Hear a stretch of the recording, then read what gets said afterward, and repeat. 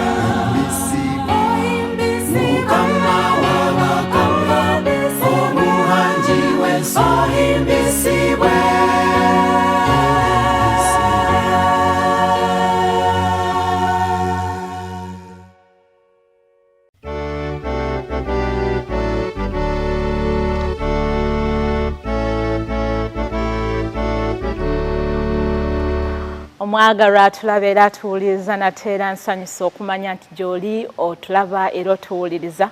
Tutuuse ne puroguraamu y'eŋŋanzi ate era eyeekoledde erinnya eya Bayibuli egamba ki. Nange omuweerezaawo Namutebi Maureen ntuuso nga nze mutesitesi wa puroguraamu okuleeta ebibuuzo byo ebyo by'ozze weebuuza era bye watusindikira okulaba nti tubikuddamu n'omusumba waffe Ivan Ssebaggala eyatuuse dda. Naye nga tetunnagenda mu bibuuzo njagala twegendeko mu kigambo kya Katonda tulabe kigamba ki nga tugenda mu kitabo ky'Abaruumi. Sembeza Bayibuli y'okumpi tusome tuyige kubanga ekyo kye kigendererwa kya puroguraamu yaffe okulaba nti tweyongera okwenyikiza mu kigambo kya Katonda n'okukitegeera n'okumanya emiramwa gye tulina okutambuliramu ng'Abakristaayo olw'okufuula obulamu bwaffe obujja. Ekitabo ky'Abaruumi tuli mu ssuula y'e12 njagala kunokolayo olunyiriri olwokubiri nga lugamba nti so temwefaananyizibwanga ng'emirembe gino naye mukyusibwenga olw'okufuula amagezi gammwe amaggya mulyoke mukemenga bwe biri Katonda by'ayagala ebirungi ebisanyusa ebituufu. Atugambye nti tetwefaananyirizibwa ng'emirembe gino kubanga emirembe gino migwagwa misirusiru emirembe gitamanyi Katonda ate era nga tegimussaamu kitiibwa. Naye ffe abakkiriza era abaagala Katonda tugwanidde okukyusibwanga kubanga agambye nti naye mukyusibwenga olw'okufuula amagezi gammwe amaggya. Kyekigendererwa kya puroguraamu eno okufuula amagezi gaffe amaggya okubeera nga twetegereza ebyo bye tubadde tetumanyi n'okwongera okuyiga ki Katonda kyatugamba okuyita mu mulamwa gwa puroguraamu eno era nga bw'egamba nti Bayibuli egamba ki. Bwe ntyo nkwaniriza tuula kkalira nyumirwa ate era teekateeka ebibuuzo byo singa tubaako kye twogedde n'owulira nti olina ky'otannyonnyose bulungi. Sindika ekibuuzo kyo ku nnamba zaffe ez'essimu eziri ku sikuriini yaawo olabe nga twongera okukwatagana n'okulaba nti tuyambagana mu lugendo luno olw'Obukristaayo. Ate era nkujjukiza nti ne bw'obanga puroguraamu eno ekunyumidde ng'oyagala okugiddamu osobola okugenda ku mukutu gwaffe ogwa YouTube n'obeera nga oyongera okwetegereza ensonga ezo. Oteekamu ekigambo Avento Productions n'obeera nga oyongera okutugoberera. Naye ate era nkusaba nti gabana baako boogabana puroguraamu eno tulabe nga tweyongera okuyigira awamu tusobole okuteekebwateekebwa olw'obwakabaka bwa Katonda obuli ddala okumpi nga bwe yatusuubiza nti nkomawo mangu era anaatera okudda. Naye tusaanye okweteekateeka. Nate era omusumba waffe mwali mu studio. Musumba Ivan, tusanyusa okulabako ssebo. Wiiki etambudde etya? Amiina. Amiina. Weewaawo ebaddemu ebisoomooza baddemu ebisoomooza ebiwerako naye twagala okwebaza Katonda nti abituyisizzaamu ate era akyatukuumye nga tuli balamu okulaba nti twongera okumuweereza. Musumba nga tetunnayingira nnyo mu puroguraamu badde nsaba otwonge mu maaso ga Katonda tusabe. Kale katusabe. Mukama tukwebaza olw'omukisa gw'otuwadde bw'otuleseewo nga tuli balamu. Tugenda okuyiga ekigambo kyo. Jangu otulungamye otuyigirize ebigambo bye tugenda okwogera byetuteeketeeke olw'okumanya ate n'olw'obwakabaka bwo bwa Yesu Kristo Mukama waffe bwe tusabye. Amiina. Amiina. Tweyanza nnyo musumba olw'essaala eyo era ndowooza nti naawe omwagalwa atulaba obadde wamu mu kusaba okwo. Musumba abantu bakyeyongera okubuuza ebibuuzo ate era nga kirabika nti puroguraamu ebakutte omubabiro. Twagala okwebaza Katonda kubanga abantu ba Mukama bettanidde okwagala okwongera okuyiga ekigambo kye n'okulaba nti bakitegeera bulungi. So kati musumba waliwo eyatuweereza ekibuuzo ng'agamba nti lwaki waliwo enjawukana mu maddiini n'abakkiriza mu Kristo ng'omulokozi nabo beeyawula mu nkola zaabwe. Abamu beeyita Bakristaayo abalala Bakristo. Abamu omulokozi bamuyita Yesu abalala nti Yezu. Kyava kuki oba kiva kuki? Njagala okwebaza abantu baffe ababuuza ebibuuzo ate n'abo abalaba puroguraamu eno. Neebaza Katonda kubanga ekibuuzo kyabuuziddwa era kirungi. Lwaki amaddiini n'enjawukana we ziri olwaleero? okusooka ate nga geeyongera okukula ate gakyeyongera kubanga mu nsi tulina eddiini ezikunukiriza omutwalo ezimanyiddwa naye ate zitamanyiddwa zisingako awo kubanga n'omuntu omu asobola okukola eyiye n'agibeeramu yekka yadde nga talina mulala amugoberera. Naye lwaki amaddiini galina enjawukana n'enjawulo? Yezu ne Yesu ezo nsonga za bigambo, lulimi ekyo kiyinza obutava ku bye bakkiriza naye ne kiva bubeezi ku lulimi nti oli akozesezza Yezu ne Yesu oluganda olukadde luli olunyikivu ate n'oluganda olw'ekiseera kyaffe olutegeerekeko amangu. Naye bwe kituuka ku lwaki abantu balina enjawukana mu maddiini, kyenjagala okutegeeza omuntu alaba ebigambo bino nti abantu bagaanye kukola kituufu. Y'ensonga lwaki waliwo enjawulo nnyingi nnyo. Obadde okimanyi nti ekituufu kiriyo kimu era n'amazima galiyo gamu. Tetusobola kubeera na kituufu kisukka mu kimu. Ekireetera okulaba nti buli muntu yenna alina ekikye kwe kubeera nti abantu bagaanye okwagala ekituufu kibagatte bafuuke kimu. Buli abantu lwe bakyawa amazima bafiirwa omukisa ogw'okufuna ekintu ekyandibagasse awamu. Sulemaani kye yawandiika mu Bubuulizi Sula 7:29 n'agamba nti laba kino kyokka kye nalaba nga Katonda yakola abantu nga bagolokofu naye bo ne banoonya bingi bye baagunja. Katonda yakola abantu nga bagolokofu. Katonda amazima yagatuteerawo dda. Katonda ebituufu ebyokugoberera yabituwa dda. Naye buli muntu gy'ali atandika okufumbawo n'okugunjaawo ebibye, ye nga bw'abiraba, ye nga bw'ategeera, ye nga bw'ayagala bibe.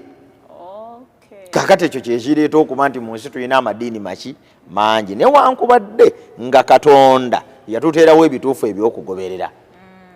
So mu nsi mulimu eddiini za bika bibiri. Mulimu eddiini ey'amazima era ekwata amazima, ne mubaamu n'ekkubo oba eddiini ey'obulimba. Tetulinayo yakusatu. Ekyo Yesu kye yayogera mu Matayo Sula 7 njagadwa mu maddiini amangi n'enjawukana zaago zonna gateekebwateekebwa mu maddiini abiri gokka. Tewaliyo yakusatu. Yesu kye yawandiikako mu Matayo 7 olunyiriro lw'13 paka ku lw'14 yawandiika n'agamba muyingire mu mulyango omufunda kubanga omulyango omugazi n'ekkubo eridda mu kuzikirira ddene n'abo abayitamu bangi. Kubanga omulyango omufunda n'ekkubo eridda mu bulamu lyakanyigo n'abo abaliraba batono. Waliwo amakubo abiri. Waliwo ekkubo eddene eryo ggazi era eryo lyerigenda mu kuzikirira, eyo eddiini esooka. Waliwo ekkubo eryokubiri eryo funda tono n'abaliraba si bangi, eryo lyerigenda mu bulamu. Kaakati ekkubo erigenda mu kuzikirira lwaki ddene? Kubanga lirimu amaddiini mangi. Kyava agambye nti abaliraba bangi n'abaliyitamu bangi. Eyo mu kkubo erigenda mu kuzikirira muyinza n'okubaamu amaddiini 200. Kwegamba mu bulimba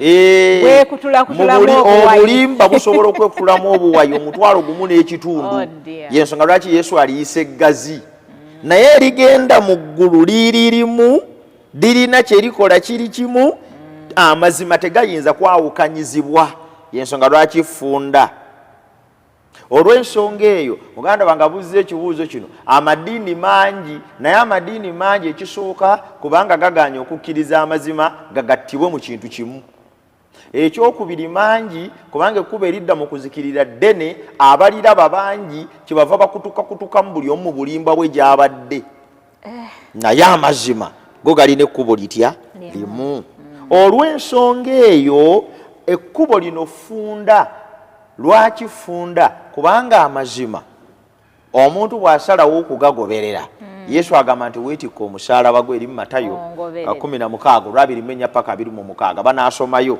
Mwetikke omusaalaba mungoberere. Omuntu bw'ayagala okungoberera yeefiirize yekka.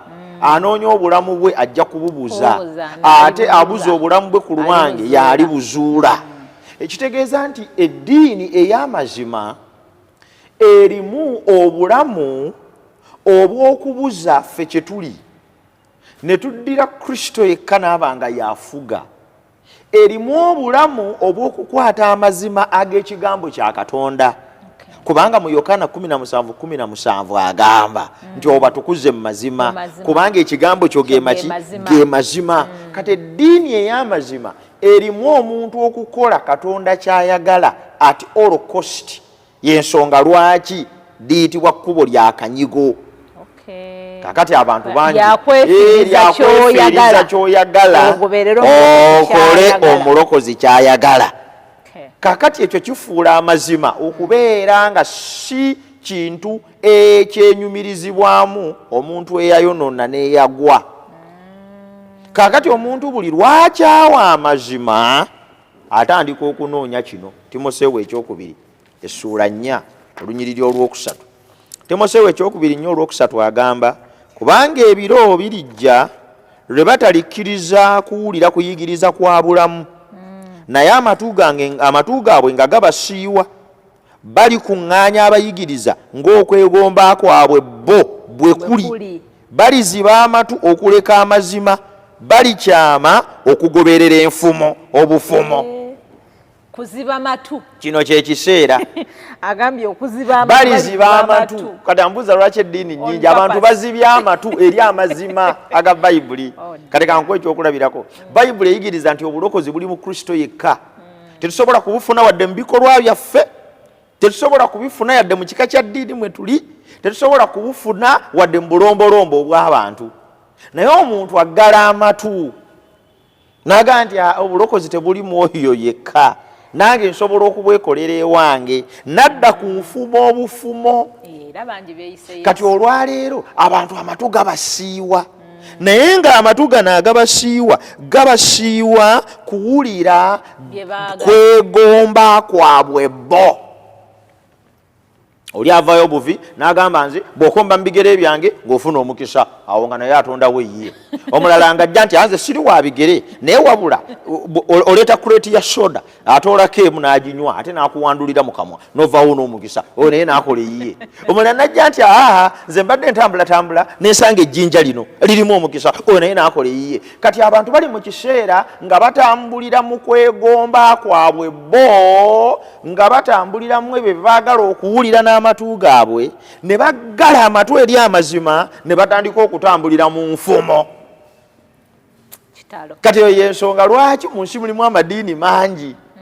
Naye nze okukoowoola kwe ndeeta eri abooluganda bonna kukulu kwe kuno nti Katonda agenda kusala omusango eri abantu abaggadde amatu gaabwe ne bagaana okutambulira mu mazima nga Bayibuli bwegaluŋŋamya. Okiraba yalingira mu bwakabaka bwa Katonda naye yakola kitanga ali mu ggulu byakola ki. Katuli mu nsi nga bwe wasomye temufaananyirizibwa ng'emirembe gino nga tutandika. Kati abantu bali mu nsi banoonya bunoonya ani abataasa. Ewagundi bw'owaayo 2,000 n'eggi ezize ne tule y'amagi ng'owona. Abantu banoonya byamangu. Batera okugamba nti Katonda alwa. Bayibuli kyegambye nti bava ku kuyigiriza okw'obulamu ne baziba amatu gaabwe eri amazima. Kana tebakyanoonya Bayibuli. Bayibuli esomesa lwatu mu ngeri etegeerekeka nti okubatizibwa kwa kunnyika ate babatiza kkiriza. Naye ensi yonna neegoberera enfumo obufumo. Oyinza okukyewuunya nti mu nsi tulina eri abantu ababatizibwa naye nga tebannyikiddwa, ng'oli yabatizibwa bamuyiwa mu kyenyi, ng'oli yabatizibwa bamutuuza ku ŋŋoma, omulala nga yabatizibwa amazzi bagamumansira bumansiro. Olina amansiro omukulembeze w'eddiini ettondo kasitali mutonnyako ng'oyo yabatiziddwa, abalala ne babuuka omuliro. Kyeŋŋamba abantu tebaagala kusoma mazima gali mu byawandiikibwa.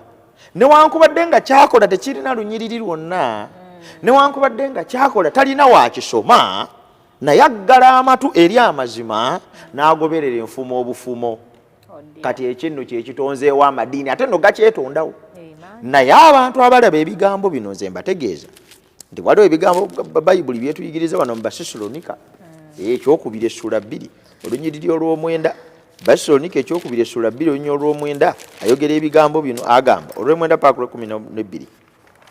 Naye okujjako oyo kuli mu kukola kwa Setaani n'amaanyi gonna n'obubonero n'ebyamagero eby'obulimba n'okukyamya kwonna okutwali kwa butuukirivu eryabo ababula kubanga tebakkiriza kwagala mazima balyoke balokoke okujja kw'amaddiini gonna amalala gali geŋŋambye agali mu kkubo eggazi kukulemberwamu setaani ate nga ababireeta babireetera mu bubonero na byamagero eby'obulimba buli omu bw'aleetayo eddiini ye agireetamu obukwakkulizo bw'obubonero n'ebyamagero n'obuntu obutiisatiisa obukuumira omuntu mu ntiisa n'okweraliikirira neyeerabira amazima g'ekigambo. Anti Musumba abantu balina ebizibu bingi kituufu kati omuntu bw'asoomoozebwa ekizibu n'alowooza nti asabye Katonda tamuddamu mangu n'ayagala afuneyo onagenda okukimukolera instant agamba jangu n'anoonya quick fix nga bw'onaba n'emmotoka ng'erina ebizibu n'ogaa naye bwe nnyingizaamu wano ekyuma kino kiyinza okukwatiriraku naye ekyo tekitegeeza nti ewonye era tekitegeeza nti teegwa ekkabenje kati abantu bwe bakola olw'okuba nti obulamu bwabe bwonoonese kati banoonya ebyuma ebiyinza okugira nga bifikisingawo. Waliwo omusumba egiidi oyo yo olutuukayo n'owaayo emitwalo 4 olukwatako ng'owonye omuntu anoonya quick fix kati kyova bali ku leediyo bali ku mativi bali ku nguudo bali buli wamu nze mponya nze nkola bino ewange okola bino kati ensi yonna gyeggweredde. Bayibuli egambye nti abantu baganye okwagala amazima balyoke balokoke. Buli abantu abagaana okwagala amazima balyoke balokoke bakola amaddiini ag'enjawulo kubanga amazima bagakyawa gali mu Bayibuli. Katonda kyava abasindikira okukyamya okukola bakkirize eby'obulimba bonna balyoke basalirwa omusanga batakkiriza mazima naye abasanyukira obutali butuukirivu. Njagala okutegeeza abantu abalabye ekibuuzo kino nti Katonda yakkiriza n'eddiini ez'obulimba zibeewo nga nnyingi. Olwo abantu abaganye okwagala amazima batambulire mu kkubo effunda erigenda mu ggulu balyoke bafune kye banakkiriza abasalira omusango nga tebayinza kwekwasa tife tetwakkirizayo kikyamu. Kakati kyenva nkowoola abantu bonna abalaba ebigambo bino nti mu nsi mulimu eddiini 2 zokka. Mulimu eddiini eya Katonda mulimu n'eddiini eya Setaani. Mulimu eddiini ey'amazima mulimu n'eddiini ey'obulimba. Ensonga lwaki amadiini mangi nnyo ku luuyi luli olwa Setaani kubanga bakimanyi nti amatu gakusiiwa oyagala kuwulira visa oyagala kuwulira ssente oyagala kuwulira bugagga kati gwokyabula nnyo amatu gakusiira eyo onoonya byoyagala kuwulira. Ebya Bayibuli baabivaako n'amazima tebagakuyigiriza agali mbyawandiikibwa basigala kukyamusa bukyamusa. Kati n'obeera mu bulamu ng'okyamuukiridde bukyamuukirizi abalala ndi mu ddiini ya kitange abalala ndi mu ya maama wange abalala ndi mu ya ssenga wange naye eddiini ey'amazima eryemu yeyetambulira mu kigambo kyani kya Katonda nga bwe kiri era nekiyigiriza nga bwe kiruŋŋamya. Kiri gye bali okusalawo olwaleero oba kutambulira mu kkubo ery'amazima mu ddiini emu yokka ey'amazima eya Katonda w'eggulu oba mu ndala empitirivu ez'obulimba ezitakwata kigambo kya Katonda. Musumba wonneebaliza Katonda kubanga atufudde amaloboozi ag'okuleeta okulabula eri abangi abatambulira mu kkubo eggazi. Era mukwano gwange bw'oba oli eyo ng'otulaba ng'otuwuliriza ng'oba obadde oli awo otambula nga okutambulako n'obwesige bwo tobutadde mu Katonda omukulu ow'omu ggulu ate nga tobutadde mu kigambo kya Katonda. Kano ke kaseera ak'okwekebera kubanga yatugamba nti ye kkubo n'amazima n'obulamu. Si kugoberera oyo gw'okkirizaamu wabula okugoberera oyo Katonda omukulu ow'omu ggulu eyakutonda era akwagaliza obulungi.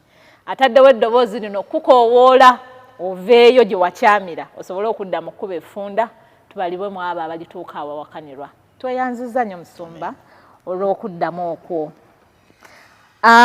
Twafunyeyo n'ekibuuzo ekirala Musumba ekyagambye nti okukkiriza kye ki era omuntu amanya atya nti alina okukkiriza oba nti mukkiriza.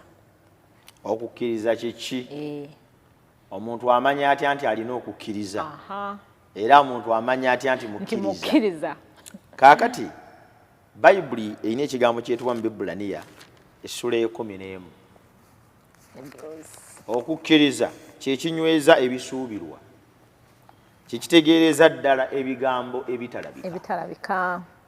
That is the best definition of faith. Okukkiriza kitegeeza okunyweza ebyo ebisuubirwa newankubadde nga tonnaba kubirabako. Okukkiriza kitegeeza okukakasiza ddala ti n'ebyo byotalabako bituufu. Era oli bw'abuuza nti okukkiriza kye ki? Okukkiriza kitegeeza nti newankubadde nga Yesu tewamulabako na maaso, newankubadde nga tewaliwo ng'afa, naye ebyo ebitegeezebwa ku ye nti ye mulokozi obikkiriza. Era olw'okuba nti okkiriza nti ye mulokozi wadde nga tewamulabako na maaso, okukkiriza okwo kw'olina mu ye kukufuukira ekkubo ery'okutegeera Katonda. Okukkiriza kitegeeza newankubadde ng'enkomero tetuukangawo, kubanga singa enkomero yali ebaddewo kati olaba yajja ku mulembe gwa Milton Obote eyasooka era bwe bagamba nti ejja batuufu, newankubadde ng'ensi eno tesaanangawo na muliro, naye tukkiriza nti yali esaanyeewoko n'amataba era mudde erizikirizibwa. That is faith. Nti newankubadde nga mbatizibwa n'amazzi, naye munze ninkakasiza ddala ekyo ekyogerwa nti bwe mbatizibwa mba nzaaliddwa omulundi ogwokubiri mu bufunze. Ebintu byonna mu bukristaayo bitambulira ku faith, kukkiriza. Era n'omala oleeta scientific research onoonyereze engeri y'okubatiza gye kukuggyako ebibi nga kiwedde, n'omala ojjayo research oba history olyoka okakase engeri enkomero gy'eribaawo nga kigaanye. Mu bukristaayo tutambulira mu kukkiriza. Buli kintu kyonna tukitwala na kukkiriza. Era olw'okuba tukitwala na kukkiriza kyekuva kutuweesa obutuukirivu mu maaso ga Katonda. Kale nno okukkiriza bweko tebwe kuli defined, naye okukkiriza kuno agambye ntegeera ntya. Mu kitabo kya Yakobo essula ey'okubiri 14 agamba kigasa kitya baganda bange omuntu bw'ayogera ng'alina okukkiriza naye n'ataba na bikolwa, okukkiriza okwo kuyinza okumulokola. Ebyawandiikibwa kye byogera kye kino bw'osoma olunyiriro lwabiri, naye oyagala okutegeera gwe omuntu ataliimu ng'okukkiriza awatali bikolwa tekuliiko kikugasa. Ibulayimu jjajjaffe teyaweebwa butuukirivu lwa bikolwa kubanga yawaayo Isaaka omwana we ku kyoto. Olaba ng'okukkiriza kwakolera wamu n'ebikolwa bye, era okukkiriza kwe kwatuukirizibwa ebikolwa bye. Okukkiriza kuno bwe kumala okuyingira mu bulamu bwaffe kutukyusa. Okukkiriza kuno bwe kutukyusa ne kulyoka kutuleetera obulamu bwaffe okufulumya ebikolwa eby'obutuukirivu. Ntegeera ntya nirina okukkiriza. Okukkiriza otegeera ng'okulina nga kuzadde ebibala mu bulamu bwo, kubanga okukkiriza okutazaala bibala bya butuukirivu kuba kweraze kwokka nti mu muntu tekuliimu. Singa Ibulayimu yakkiriza Katonda ne bamugamba okuwaayo Isaaka n'agaana, kandi badde kabonera akakakasa ti n'okukkiriza kwe mu Katonda kunafu. Era nga n'abalala be tusomako mu Bayibuli aboogerwa nti baali bakkiriza ba Katonda ne bwe baatuuka okukola ekituufu ne batakikola ne bamaliriza nga bazikiriziddwa. Kye tugamba so okukkiriza tetwogerako kwogere muganda wange ne mwannyinaze.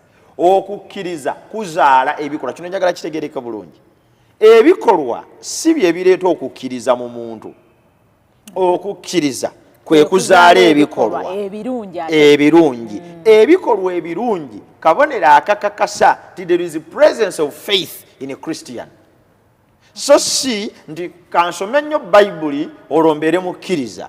Nedda, osooka kuba mukkiriza. Kati ebikolwa ebyokusoma Bayibuli, okugabira abaavu, okubuulira enjiri, okusaba, okussa ekimu, okuyamba abalala, okwogera ebigambo ebizzaamu amaanyi, biva mu kukkiriza kwe tufunye okuva mu Katonda waffe. Olwekyo yabuuza ekibuuzo kino nsaba ategeere titeeriyo kukkiriza kwonna okw'amazima okutazaala bikolwa birungi nga kigambo kya Katonda bwe kiri. Era omuntu yenna kasita atazaala bikolwa birungi ng'ekigambo kya Katonda bwe kiri aba yeeraze yekka nti asudde okukkiriza. Oba okukkiriza akusindise wala kaakati obulamu bwe mukirala ekitali kituufu. Naye okukkiriza okw'amazima mu Katonda kuzaala ebikolwa ebyo nga ekigambo kya Katonda bwe kiyigiriza. Musombo ina kwoleseyaawo agambye nti jjajjaffe Ibulayimu ne kumubalirwa okuba mukwano gwa Katonda olw'okukkiriza naye okukkiriza okwo okwamuleetera okubalibwa okuba mukwano gwa Katonda kwalabikira mu kikolwa kye yakola ekyokuwaayo mutabani w'omu yekka. Singa teyabeera muwulize n'agamba Katonda nti gundi ssebo ndeka naawe omwana wange omu muwaayo nti tewaliwo ngeri yonna Ibulayimu gye yandibaliddwa butuukirivu nga Mukama amugambye nti waayo omwana n'agaana. So nsaba n'abatulaba bakitegeere nti okukkiriza bwe tuba nako mu Kristo Yesu kuzaala ebikolwa ebirungi eby'okuweereza Katonda era eby'obutuukirivu. Bayibuli kyeyita okukkiriza okukola olw'okwagala, faith that works through love. Yes. Tweyanziza nnyo Musumba, weebale kukkaatiriza nsonga eyo. Okukkiriza kugenda n'ebikolwa naye ebikolwa ebirungi ate ebitufuula mikwano gya Katonda. Ekyo nkyetwalidde nkiyize. Okukkiriza kwo kukufuula mukwano gwa Katonda oba kuyina gye kukuwabya ne kukutwala awalala. So weekeberemu. Actually waliwo twasomye mu Bebulaniya we yasoose 11 wabaddewo olunyiriro lwatugambye nti tetuyinza kusanyusa Katonda okujjako okuyita mu kukkiriza. Tuyima mu kukkiriza okukkiriza kakukuyambe okusemberera Katonda naye osobole okumusanyusa kubanga omukkiririzaamu ate n'omuganya amaanyi ge okukola mu ggwe. Tweyanziza nnyo okuba nti okyali naffe naye kano ke kaseera katunywe ku lwendo lw'amazzi ate era tukomewo. Weewaawo bw'onookaabiriranga okumanya n'okuliriranga okutegeera, bw'onooganoonyanga nga ffeeza n'ogekkennenyanga ng'ebyobugagga ebyakwekebwa, kale olitegeera okutya Mukama n'ovumbula okumanya Katonda kubanga Mukama awa amagezi. Ebigenda mu maaso mu nsi obiraba oba obisaako ebirowoozo. Tolowooza nti birina kye biranga. Okimanyi nti Bayibuli yalagula dda ku buli kintu kyonna ekigenda mu maaso wansi w'enjuba. Okimanyi nti nno enneeyisa gye weeyisaamu yeekuwa ennamula ku butya obulamu bwo kye bunaabeera. Ku 3ABN TV ogenda kumanyisibwa ku biseera bye tulimu, enkomerero y'ensi yaddi, kiki Yesu kyakola mu ggulu, abakkiriza Katonda balyaki, awamu n'ennyimba ezitendereza awamu n'okugulumiza Mukama Katonda. Tokkiriza kusuba wadde eddakiika, Mukama akuwa omukisa. Weewaawo bw'onookaabiriranga okumanya n'okuliriranga okutegeera, bw'onooganoonyanga nga ffeeza n'ogekkennenyanga ng'ebyobugagga ebyakwekebwa, kale olitegeera okutya Mukama n'ovumbula okumanya Katonda kubanga Mukama awa amagezi. Omwagalwa nkukulisaayo nateera mu kuwummulamu okwo kwe tubadde nako. Kansuubire nti nno okyali naffe era puroguramu ekukutta omubabiro weeyongera okuyiga. Gwe yakatweyungako nkwanirizaako mu linnya lya Mukama waffe Yesu Kristo ne nkugamba nti oli ku puroguramu Bayibuli egamba ki. Twagala okwongera okunnyonnyoka n'okukuuka mu kutegeera Bayibuli. Ki Katonda kyatwagaliza mu bulamu bwaffe. Era mu kugisoma mwe tujja ebibuuzo oba olyawo ebitutabulatabula ne twateekawo puroguramu eno n'ekigendererwa ekyokwongera okutegeera ekigambo kya Katonda n'okuteeka ebyawandiikibwa mu context, okubiteeka mu mulamwa kwegamba tuleme okubisoma nga tubiwabya oba okuleetawo endowooza ezaffe nti biwagire bye tulowooza, naye kubanga Bayibuli tekubagana mpawa okuva gyetandikira paka gyeggweera ekakasa ekyo oba omulamwa gwebeera eyogerako. Ensonga lwaki tweyongera okwetegereza tulabe nti nebyo ebitubuzaabuza twongera okubitegeera tubeere nga tutambulira wamu n'omulamwa gwaffe. Nateera gwe yakatweyungako nkutegeeza nti tuli wano ne Pastor Ivan Sebagala nga yatuyamba okumenyaamenya n'okuddamu ebibuuzo bino bye mutusindikira okusinziira eyo gye mutulabira era gye mutuwuliriza. Musumba, waliwo omulabi waffe eyatuweereza ekibuuzo ekyagambye nti okutya Katonda kitegeeza ki? Fear the Lord. Okutya Katonda kitegeeza ki? Kubikkulirwa 14:6. Kubikkulirwa. Lugamba nti nenda bamalayika omulala ng'abuuka mu bbanga ery'omu ggulu ng'alina enjiri ey'emirembe n'emirembe okubuulira buli ggwanga n'ekika n'olulimi n'abantu olw'omusanvu ng'ayogera eddoboozi ddene nti mutye Katonda mumuwe ekitiibwa kubanga ekiseera ky'omusango gwe kituuse mumusinze yakola eggulu n'ensi n'ennyanja n'ensulo ez'amazzi. Twebaza muganda waffe yabuuza ekibuuzo, tusaba n'abalala beyongera okubuuza kubanga abuuza y'amanya. Okutya Katonda ekigambo kino ekisangibwa mu nsomya olunyiri lumu ku nnyingi ezituyigiriza okutya Katonda tekitegeeza nti tudduke Katonda kubanga mukambwe kubanga akanga oba kubanga ali awo omuntu muzibu nnyo nga bw'oyinza okudduka omutemu, nga bw'oyinza okudduka omubbi, nga bw'oyinza okudduka omuntu gw'omanyi nti akutuusizzaako obulabe, oba nga bw'oyinza okudduka omuntu gw'omanyi nti akubanja n'ofubutuka landiroodi n'ajja n'oyita emmanju n'odduka. Musumba sooka osimbewo Katonda akati. Waliwo omuntu twali tunyumya n'ayogera ekigambo nti singa Katonda w'endagaano enkadde yali Katonda owa leero bw'oba twandibadde mu bizibu bingi mukubanga Katonda ow'endagaano enkadde bwe mwakola abaana ba Isirayiri mu lugendo lwabwe ng'abonererezaawo mpunga enjazi zaatika ettaka ne lyasama ne limira abantu. Kituufu bw'otunuulira engeri Katonda gye yakolaganamu n'abantu b'endagaano enkadde yakolagana nabo nga ne gye baali bakatonda bwe bakolagananga n'abantu b'e Misiri.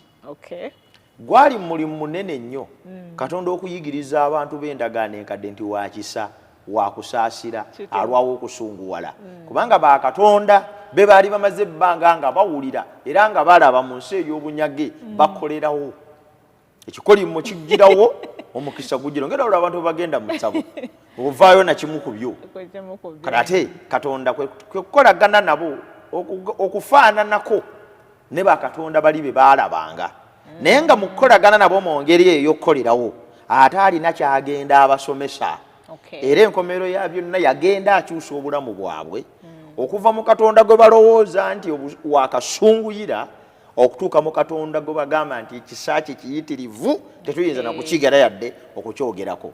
So wali baali mu transition ensonga lwaki Katonda enneeyisa ye eyagala okufaanamu ne bakatonda gye bavudde naye mpola mpola yali abajja mu kye bamanyi abakulembera okutuuka mu kye batamumanyiiko era ekyo Katonda akikola ne muffe.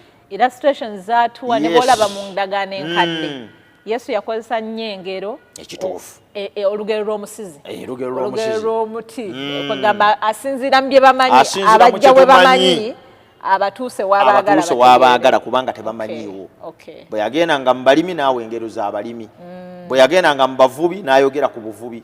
Kane Katonda yasisinkana abantu abalina ebizibu abamaze emyaka 400 emyaka 4 mingi nnyo ezo generation zipitirivu nga kumpi basanguseemu ekisa ky'okwagala kwe n'ebirala kati atandika okukolagana nabo nga ne bakatonda bali we bakolanga mpola mpola n'abakulembera okubatuusa ku kituufu kikyali Katonda ow'okwagala Katonda ow'ekisa alwawo okusunguwala asonyiwa atabonereza bibi ate eri mu maaso nnyo naye asaasira n'aleeta abantu mu kifuba kye eyo gye yagala okubatuusa.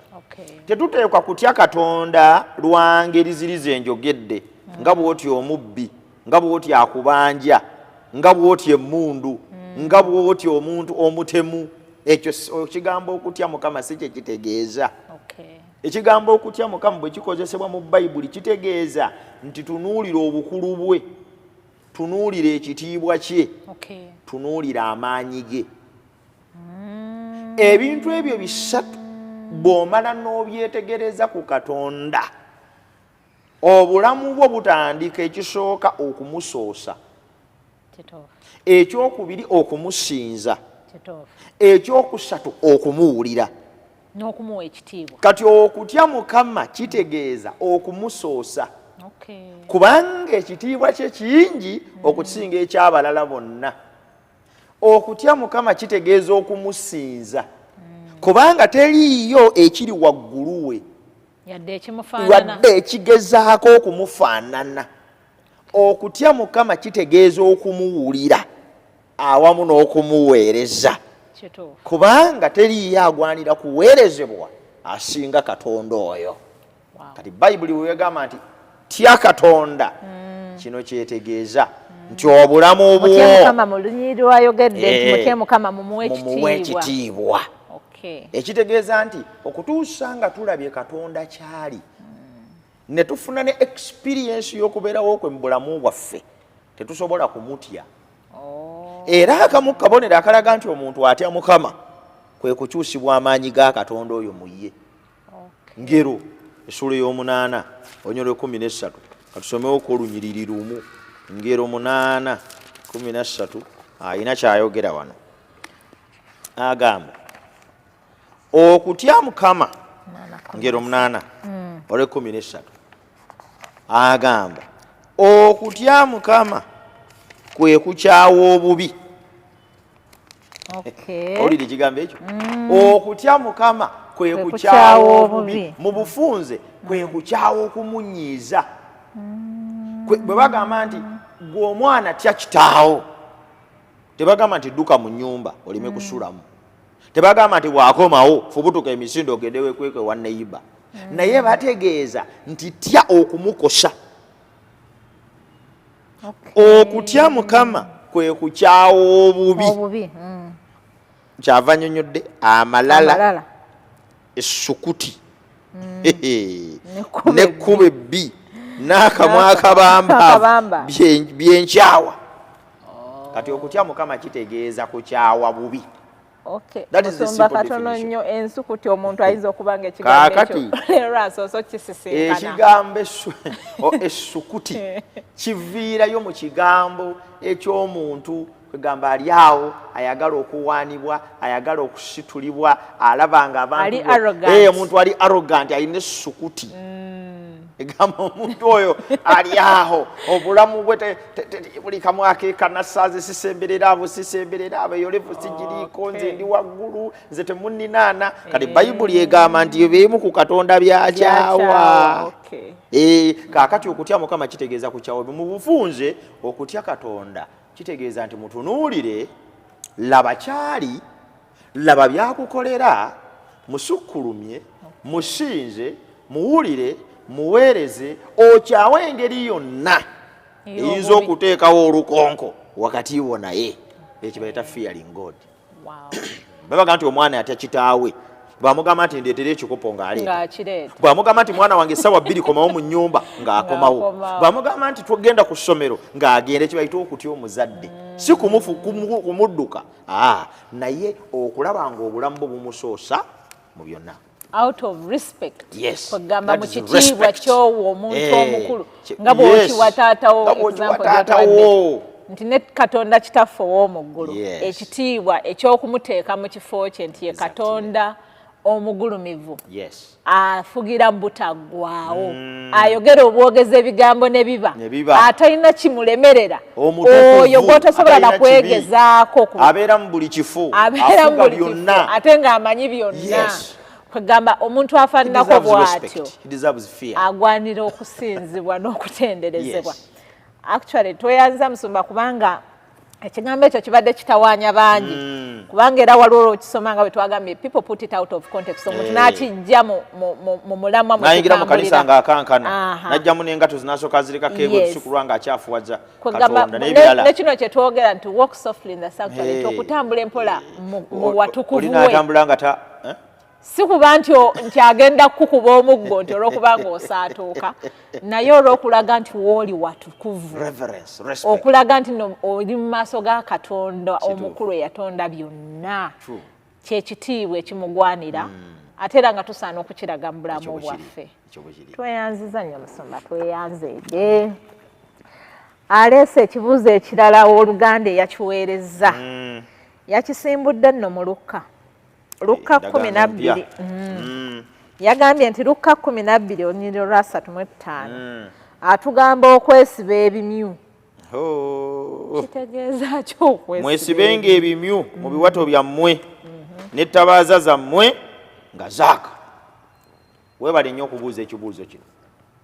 Okwesiba ekimyu obutafaananako na nnyambala yaffe ey'eno, naye ndooza kanonye ekigambo ekifaananako eno. Ndoza kyandifaananye nga musipi. Noonya ekiyinza okulinaana okutegeera kwaffe kati. Ennyambala y'abasajja balinga bwe bagimanyanga bayambalanga engoye zaabwe nga mpanvu asaba mu lugoye lw'omunda. Nabo abo abantu abali ebuwalabu abalaba ebigambo bino basobola okulaba ennyambala y'abakulu abo nti bw'ayambala ayina ekintu ky'ateekako kibanga kanzu. Kaakati bwe wateekangako ekkanzu olugoye olwo okusobola okunywera n'ekiremba kino okukyesibya obulungi baateekangako ekimyu. Ekimyu kino bwe wakyesibanga ne kiryoka kinyweza engoye zonna ezaabeeranga ku mubiri gwo. Kati nga bw'osiba omusipi ne gunyweza empale neetegwa nenywerera bulungi mu kiwato n'ekimyu bwe kiri. Kati bw'agamba nti mwesibe ebimu kino kyategeeza okumalirira. Kati twogera amakulu g'ekigambo wano tali mu kugamba nti fena tugende tunoonye emisipi tugyesibenga naye kyali mu kugamba ti ng'omusipi bwe gunyweza empale y'omuntu n'etegwa n'omukristaayo bw'ate bw'ateekwa okubeera omumalirivu n'anywera n'atasagaasagana n'anywerera ku kyagenda okukola n'akikola n'obumalirivu. Kyava agamba nti mwesibe ebimyu n'ettabaaza zammwe nga zaaka. Kyategeeza nti mubeere beetegefu okukola omulimu gwa Katonda mu mbeera zonna, mubeere rede mu bumalirivu obw'ekitalo, kubanga obumalirivu bwokka bwe butusobozesa okuweereza Katonda. Kati Bayibuli kivuga nti mwesibe ebimyu n'ettabaaza zikole ki? Zaake. Kubanga olutalo lw'omwoyo si lwangu. Ensi eno gy'olaba okugibeeramu ng'oli mukristaayo si kusaaga. Era tutegeeza n'oyo atulaba nti alina okwesiba ekimyu. Otherwise bw'oteesiba kimyu ng'omukristaayo n'ettabaaza yo n'esigala ng'eyaka ekizikiza ky'ensi kikuzingako n'ozikirira. So nga n'ettabaaza ky'ekigambo kya Katonda nga bw'atugamba mu Zabbuli 10:19 olunyiriro lw'e15 naga nti ekigambo kyo yettabaaza ery'ebigere byange era ery'ekkubo lyange. So kati ettabaaza ky'ekigambo kya Katonda kituufu kikumulisa ne kikuwa obumalirivu mu kigambo. Buli bw'atugamba nti aligumiikiriza okutuuka ku nkomerero yaliwangula. Toyinza kuwangula nga teweesibye ekimyu. Ekituufu. Ate era n'akakasa nti no kwegamba obuwanguzi bwaffe tubuyinza oba n'okukkiriza kaŋŋambe nti buyinza n'okututuusa ku pointi y'okufa. Ekyo bwe kiri. Naye okumalirira okwo nti ne bwe banaabanzise ng'abayigirizwa bwe baali. Pawulo yagamba ye bamukomerere nga yali Peetero bamukomerere nga bamusulise. Kwegamba okutuuka ku pointi eyo y'okugamba ne bwe munanzita nsigala mmaliridde olw'ekyo kye ekyo bayita okwesiba ekimyu. Amiina. Tweyanziza nnyo Musumba, tweyanzege. Kirala kiikino oba Katonda kwagala era ng'atwagala lwaki tubonaabona? Ayongeddeko na kano nti entalo nnyingi mu nsi lwaki Katonda tazikomya mbwe zissa abantu abayitirivu omuli n'abatalina musango. Tweyanze ekibuuzo ekyo. Lwaki tubonaabona? Tubonaabona lwa nsonga emu, kubanga ku nsi kuliko ekibi. Empeera y'ekibi kubonaabona, empeera y'ekibi kufa, empeera y'ekibi maziga, empeera y'ekibi mirembe kuggwaawo. Adamu ne Kaawa mu lusuku Adeni bajjajjaffe abaasooka baajeemera Katonda. Yabagamba ebigambo mu Lubereberye Ssuula 2 olunyiriro lw'16 ne 17. Mukama Katonda n'alagira omuntu n'amugamba nti buli muti ogw'omu lusuku olyangako nga bw'onooyagalanga, naye omuti ogw'okumanya obulungi n'obubi togulyangako, kubanga olunaku lw'oligulyako tolirema kufa. Olunaku lw'oligulyako tolirema kufa. Kitegeeza nti olunaku lw'olijeema ebigenda okuvaamu togenda kubyagala, naye n'ekisemberayo ddala kugenda kubeera kufa. Omanye okufa y'entikko ey'okubonaabona kwonna. Olaba tutuuka n'okugamba nti okubonaabona si kufa. Ekitegeeza nti okufa ate kukwasuka. Kale Bayibuli bw'egamba nti olunaku lw'oligulyako tolirema kufa, ezingiddemu ebirala byonna ebiri wansi w'okufa, kubanga okufa kwe kusinga obunene. Naye nga tonnafa waliwo okubonaabona, nga tonnafa waliwo okulwala, nga tonnafa waliwo obukyayi, nga tonnafa waliwo entalo nga tonnafa waliwo ebizibu ebirala kubulwa nsimbi bwavu n'ebirala byonna byava mu kibi naye ekibi kino Katonda si ye yakireeta bwali bujeemu ffeffe nnyini twakkiriza olwera omwana w'omuntu awo nnyini woyogedde musomba agamba nti Katonda bw'aba yakimanya lwaki yatuteerawo omuti ogwo gwatuleetera obuzibu kaakati Katonda teyateekawo omuti guno wakati mu lusuku ng'aguteekawo twonoone naye yaguteekawo lwa nsonga bbiri. Ensonga esooka buli lunaku gutujjukize nti olusuku lwe tulimu n'ebyo byonna ebirimu si ffe bannyini byo byatuweebwa buweebwa. Ekyokubiri omuti ogwo gwali gwa kugezesa obuwulize bwaffe n'okwagala kwaffe eri Katonda. Nti etteeka liri yateekako nti temugulya lyajjukizanga Adamu ne Kaawa nti olina kutya Mukama yekka, olina kusinza ye yekka, olina kwagala ye yekka. Bw'onaava mu ebyo n'ojeema n'olya ojja kuba weesaliddewo wekka okugenda ku ludda olw'okubonaabona n'okulumwa. Olw'ekyo bassebo ne bannyabo okubonaabona n'okulumwa ebiri ku nsi Katonda tavunaanyizibwa. Setaani n'ekibi bye bivunaanyizibwa. Kyava okuwulira Setaani butereevu kwekuvaamu okubonaabona kuno. Olw'ekyo ekibuuzo kino ekibuuziddwa kigezaako okulaga nti Katonda alabika avunaanyizibwa mu kibi. Nedda, Katonda tavunaanyizibwa kubonaabona kugenda mu maaso mu nsi. Avunaanyizibwa kubonaabona okugenda mu maaso mu nsi ye Setaani gwe twakkiriza ne tusenza. Waliwo omuntu atulaba era yandibadde ng'alina ekirowoozo ekigamba nti okubonaabona kwaffe waliwo abantu abakkiriza ddala nga they believe in God era nga beeraze okuba nti beesimbwa eri Katonda naye ne basigala nga babonaabona. Kwegamba waliwo ne kuvaako n'enjogera egamba nti Katonda ankubye omuggo ng'alingaga nti yadde mukkiriza naye ndabika nga sifunyeemu kukyuka kwonna nti as if to believe nti buli akkiriza Katonda ayina okwexcusingibwa okubonaabona. Kaakati endowooza efaanana bwetyo si ntuufu. Lwaki si ntuufu?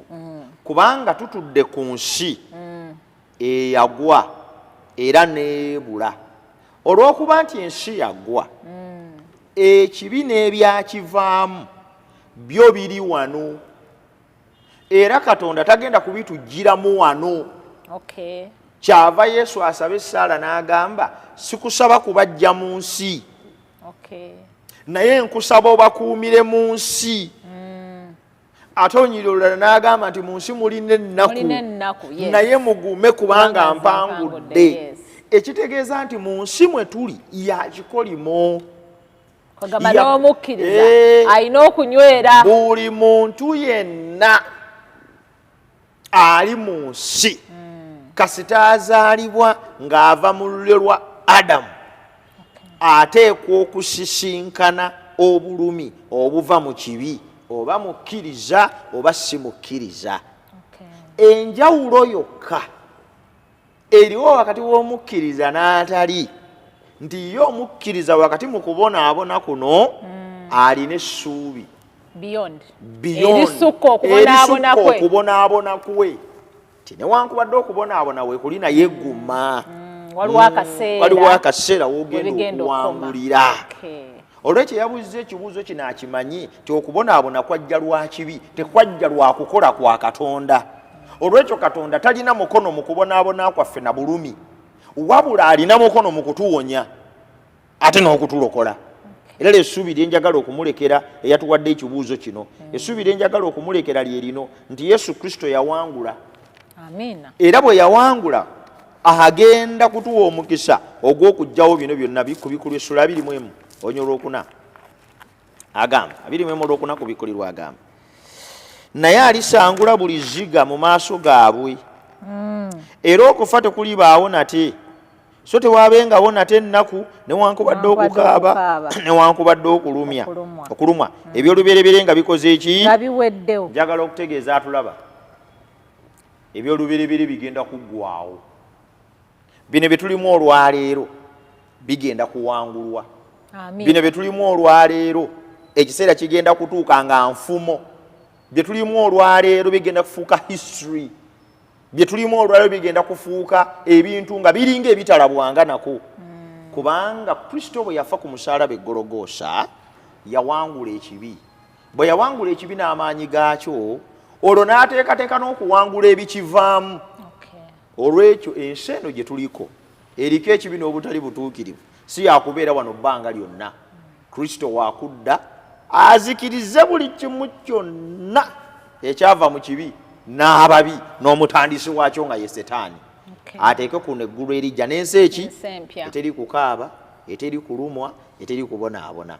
Olw'ekyo omuntu alaba ebigambo bino tobeerawo n'obuuza lwaki kano tatuggyako musajja bw'aba alaba lwaki kkiriza Yesu obeere mu ye mu kiseera kye bw'alidde okutereeza ensi.